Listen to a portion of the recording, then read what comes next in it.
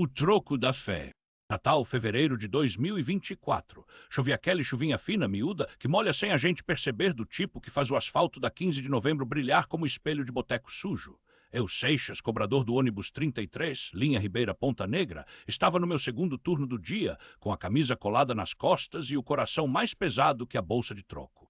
Ó circunflexo, seu cobrador, passa o cartão aqui, rapaz. Não tá vendo que eu tô com pressa? Berrou um homem de camisa polo suado com um relógio que custava mais que meu salário de 3 meses. Era quarta-feira, dia de feira na Ribeira, e o ônibus estava lotado que nem sardinha em lata. O cheiro de peixe fresco, cachaça barata e desespero misturava no ar. Calma, meu rei, a máquina tá lenta que nem justiça no Brasil, respondi passando o cartão, mas foi aí que escorreguei. O homem tropeçou no degrau, quase caiu e soltei sem pensar. Puta que pariu, seu animal, não sabe esperar, não. Silêncio. Até o motorista, o velho Chico Bode, virou o pescoço para mim. Olha, eu mesmo me assustei. Não era só a blasfêmia, era o lugar. Natal é terra de fé, e eu, filho de Maria de Aparecida, minha mãe, não a santa, tinha sido criado para respeitar essas coisas. Mas o cansaço, a fome, a humilhação de apanhar moeda por moeda enquanto os outros viviam, meu sangue ferveu. O homem me encarou, os olhos injetados. Você vai pagar por isso, seu desgraçado. E desceu no próximo ponto, a Rua da Conceição, xingando baixo. Eu ri nervoso, mas algo dentro de mim gelou. Não era medo dele, era outra coisa. A ciranda que não dançou. À noite, depois do turno, fui pro bar do Zé Pretinho, na Rua Chile, tomar uma gelada. Lá a galera da ciranda tava enceando pro carnaval, tambores, pandeiros, vozes roucas cantando, ô ciranda, cirandeira, quem não dança não é daqui. Eu sentava sempre no mesmo lugar, perto do ventilador quebrado, ouvindo a Dona Maria do Rosário contar que Nossa Senhora tinha aparecido para ela num sonho mais claro que água de coco. Seixas, você tá com cara de quem viu o diabo, disse o Zé, servindo minha brama. Vi foi o inferno, Zé, hoje eu blasfemei no ônibus, e não foi qualquer palavra não. Ele cruzou os braços. Rapaz, você sabe que essa boca suja atrai coisa ruim. Minha avó dizia que palavra é semente, planta uma colhe 10. Dei um gole amargo, não acreditava muito nessas coisas, mas e se? O ônibus do medo. 2 dias depois, mesma linha, mesmo horário. Só que dessa vez, quando o 33 parou no ponto da Avenida Rio Branco, subiram 3 homens. 2 com boné à barreta, um de camisa regata mostrando tatuagem de caveira no braço. O cheiro de maconha e suor azedo encheu o ônibus. Todo mundo quietinho, porra, isso é um assalto, gritou o da caveira, apontando um revólver para a cabeça do Chico Bode. Meu corpo congelou, os passageiros gemiam, algumas mulheres rezavam. Eu, cobrador, estava com a bolsa de troco, real dólar 2, 800, o dinheiro do dia. Se entregasse, levava um tiro na testa. Se não entregasse, levava um tiro na testa. Cadê a grana, seu filho da puta? O homem cuspiu na minha direção. Foi então que vi ela. No fundo do ônibus, perto da porta dos fundos, que estava quebrada há meses, uma mulher alta de vestido azul claro, cabelos negros soltos, olhava para mim, não piscava, não respirava, só sorria. Dá o dinheiro, Seixas? Uma voz dentro da minha cabeça falou, não era minha. Mas não era ela quem estava falando, era dentro dela, como se algo maior estivesse usando seus lábios. Confia. Engoli em seco, com mãos trêmulas, abri a bolsa e derrubei todas as moedas no chão. Caralho, o bandido pulou para pegar o dinheiro, mas as moedas rolaram para todo lado. Os passageiros começaram a gritar, a se mexer. O assaltante tropeçou, o revólver disparou bang, e a bala acertou o vidro traseiro, que já estava rachado. Foi o suficiente. O Chico Bode pisou fundo, o ônibus deu. O milagre nas moedas perdidas. O ônibus deu um solavanco violento, como se o Chico Bode tivesse pisado no freio e no acelerador ao mesmo tempo. Os passageiros foram jogados para frente, uns em cima dos outros, e o assaltante, aquele magricela de camisa preta e olheiros de quem já tinha visto o diabo de perto, perdeu o equilíbrio. O revólver escorregou da mão dele e caiu no corredor, entre as pernas de uma senhora que carregava um cesto de peixes secos, comprados lá na feira de Rocas. Pega ele, Seixas, berrou o motorista, enquanto o ônibus derrapava na 15 de novembro, molhada pelaquela chuva fina que não decidia se ia parar ou virar temporal. Mas eu não me mexi, não por medo, por causa dela. A mulher de vestido azul ainda estava ali, imóvel como uma estátua de sal, mas agora seus olhos negros, profundos como a lagoa de Extremoz, brilhavam com algo que não era dessa terra. O assaltante, desarmado, tentou se levantar, mas escorregou de novo, dessa vez no óleo que vaza do motor quando o Chico Bode não faz a manutenção direito. Ele caiu de costas, batendo a cabeça no banco de metal. Vamos, caralho, chama a PM, gritou um rapaz com camiseta do América, enquanto outros passageiros se aglomeravam para segurar o bandido. Mas eu não tirava os olhos dela. Você, minha voz saiu rouca, como se eu tivesse engolido a areia da praia de Ponta Negra. Você é. Ela não respondeu, só estendeu a mão delicada, como a de uma mãe segurar um filho doente, e tocou meu ombro. Um calor estranho, como se alguém tivesse jogado álcool em brasa dentro do meu peito, se espalhou pelo meu corpo. E então, tão rápido quanto tinha aparecido, ela sumiu. Não desmaterializou, não virou fumaça, simplesmente não estava mais ali. O que foi isso, meu Deus? A senhora dos peixes fez o sinal da cruz, enquanto o assaltante, agora algemado por 2 policiais que tinham parado o ônibus, olhava para mim com um ódio que parecia querer me queimar vivo.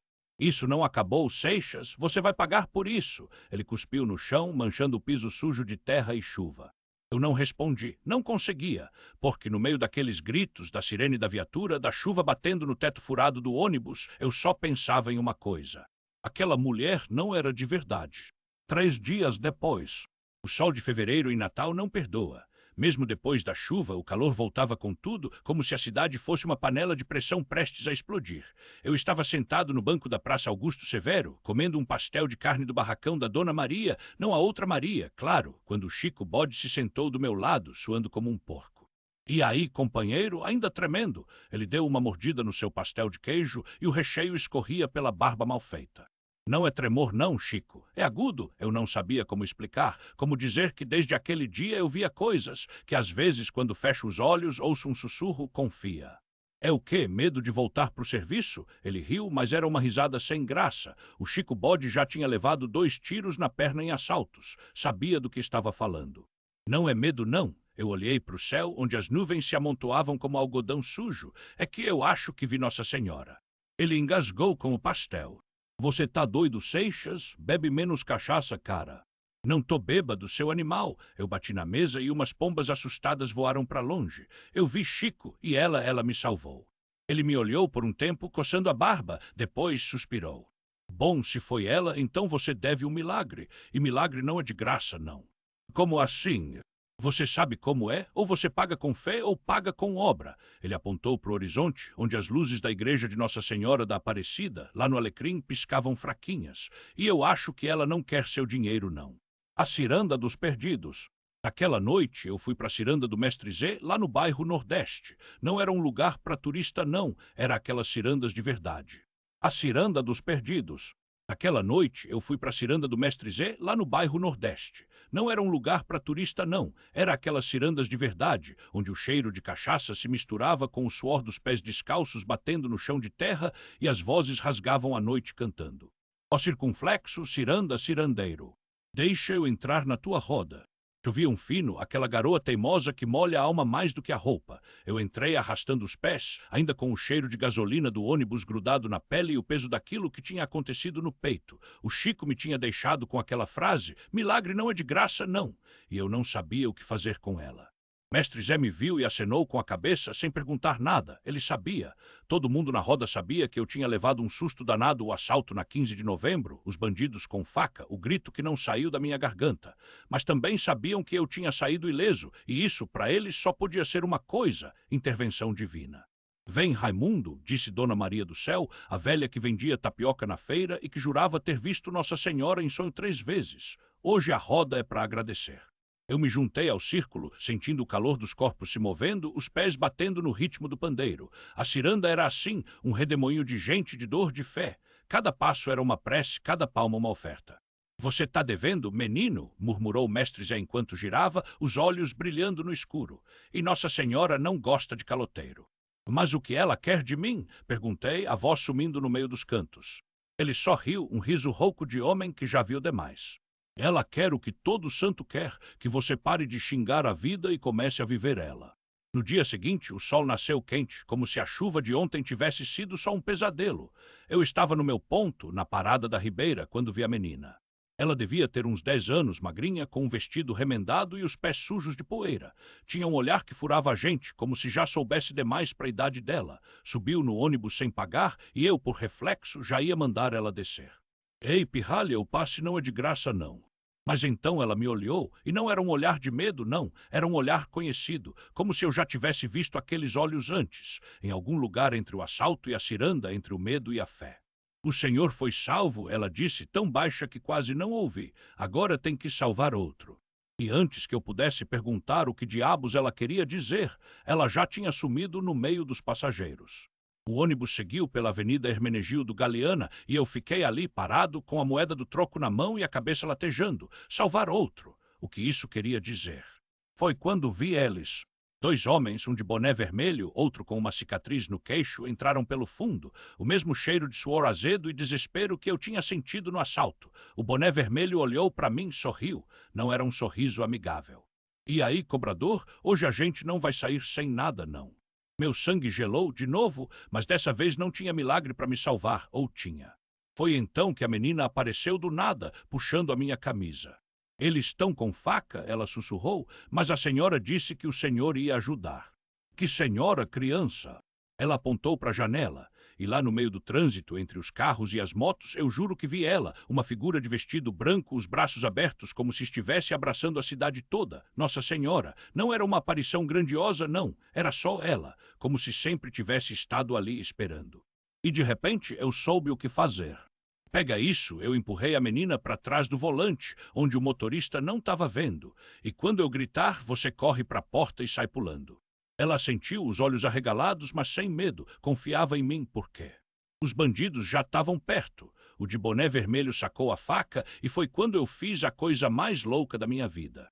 Ó circunflexo, seus filhas da mãe, ber.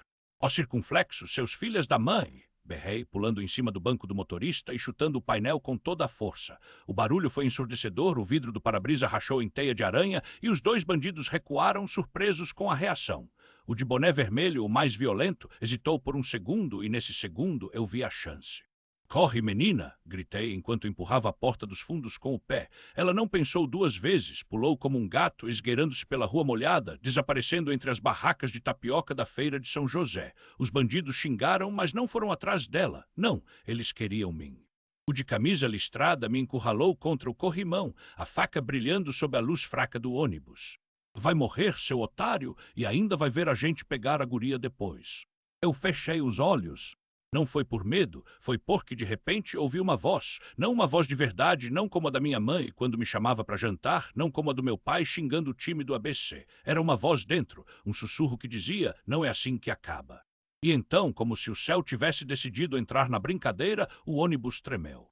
Não foi um solavanco qualquer. Foi como se algo invisível tivesse batido nele. O bandido de camisa listrada cambaleou, a faca escorregou da mão dele e caiu no chão com um clink. O de boné vermelho gritou, apontando para a janela.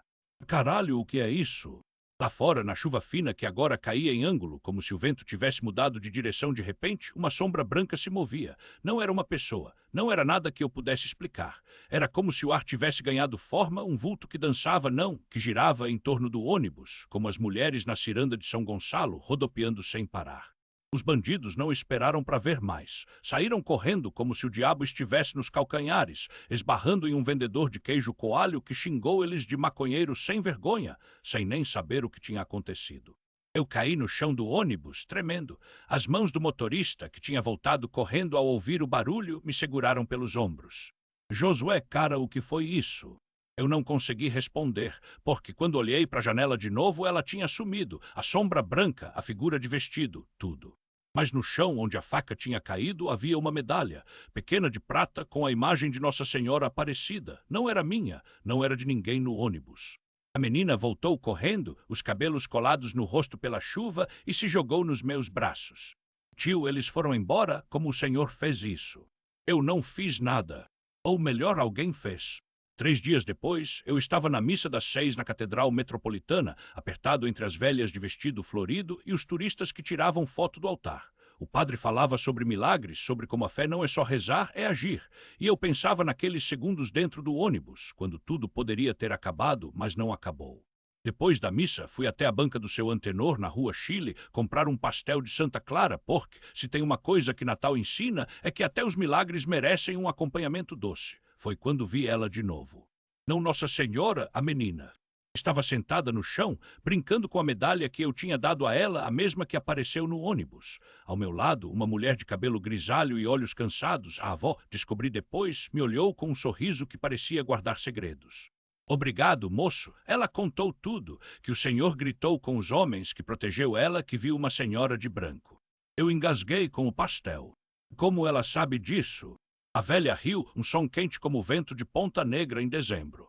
Porque ela também viu, e porque, meu filho, quando a gente está no fundo do poço, é assim que Nossa Senhora aparece, no meio da bagunça, quando a gente menos espera. Ela pegou minha mão, uma mão grossa, de quem passou a vida contando troco e segurando corrimão, e apertou. Só que tem uma coisa, a voz dela baixou quase um segredo, ela não salva. Ela não salva só pra gente ficar quieto, não, salva pra gente mudar. Aqueles dedos nodosos, cheios de veias que contavam histórias, apertaram os meus com uma força que não combinava com a fragilidade da pele. A chuva fina batia no toldo de plástico da barraca e o cheiro de óleo quente do pastel se misturava com o perfume de terra molhada da rua 15 de novembro. Eu ainda sentia o gosto da carne de sol na garganta, mas agora era como se tivesse engolido um pedaço de verdade crua. Mudar como dona? Perguntei, e minha voz saiu mais áspera do que eu queria. Não era só a bronca da velha, era a memória dos dois homens encapuzados, a faca reluzindo sob a luz amarela do ônibus, o cheiro de suor e medo que tinha colado em mim naquela noite. Ela solitou o pastel no prato de isopor e limpou as mãos no avental florido. Você sabe, rapaz, todo mundo aqui na Ribeira conhece o Zé do Troco, o homem que xinga a virgem quando o motorista erra a rua, que reclama de passageiro como se fosse dono do mundo, que trata a vida como se fosse uma viagem sem voltas. Fez uma pausa e seus olhos, caramba, aqueles olhos, pareciam furar minha alma. Mas ontem, quando aqueles demônios entraram no 104, você não pensou duas vezes. Gritou, se jogou na frente da menina, tomou a facada que era para ser dela. E aí, no meio daquilo tudo, você viu. Eu mexi no copo de suco de cajá, as mãos tremendo. Não era só a adrenalina, era a vergonha, porque ela tinha razão. Eu era o Zé do Troco, o chato, o amargo. O cara que, quando a ciranda passava na Praça Augusto Severo, resmungava que isso é coisa de turista, enquanto os velhos dançavam de mãos dadas e as crianças riam. O mesmo que no dia de Nossa Senhora Aparecida só ia à missa porque a mãe obrigava e ainda reclamava do calor dentro da igreja. Eu não sou santo, dona, só reagir. Eu tentei justificar, mas a palavra soou vazia. Ela riu de novo, dessa vez com um brilho nos olhos que me deixou sem jeito.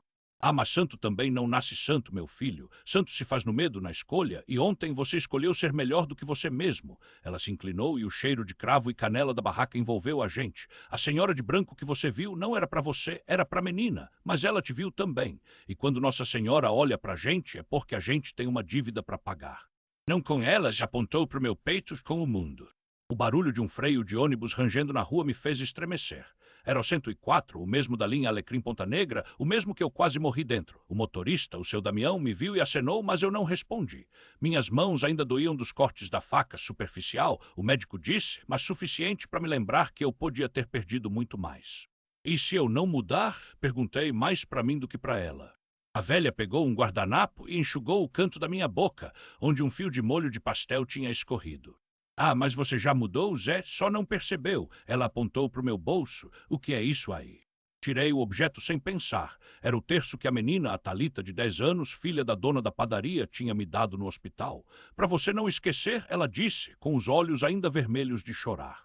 Isso não é meu, comecei a dizer, mas a velha já estava se levantando, ajuntando os pratos. Agora e toda vez que você passar pela Praça do Estudante e ouvir a ciranda tocando, você vai lembrar, a fé não é pra gente guardar no bolso, é pra gente dançar com ela. Ela sorriu e de repente eu entendi porque a Thalita tinha falado que a avó sabia das coisas. Vai, Zé, seu ônibus está esperando, e dessa vez, quando o passageiro errar o troco, experimenta sorrir. Quem sabe a Virgem não te dá um desconto lá em cima. Saí da barraca com o terço apertado na palma da mão, a chuva molhando meu uniforme azul desbotado. O 104 buzinou de novo, impaciente. Seu Damião gritou, ó circunflexo Zé, vai ficar aí paradão ou vai trabalhar, seu preguiçoso? No fim, descobri que a fé pode transformar até o impossível.